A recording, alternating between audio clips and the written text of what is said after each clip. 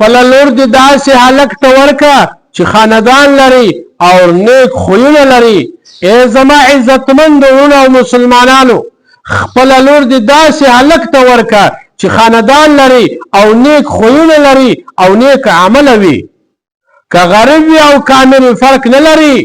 هلک چې هر څومره غریب وي خو فرق نسته، خو بس چې هلک نیک خویه وي او وفاداره وي او نیک عمله وي.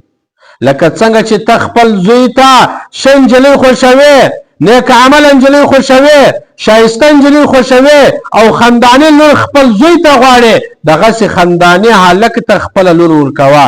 دغسې خپله لور ته هم ښه هلک خوښوه چې سم د مور پلار فرمانبردار هلک وي، نو سبا به ستا هم فرمانبرداره وي. او ښه خویه هلک وي نو هغه ښه هلک ته خپله لور ورکوه.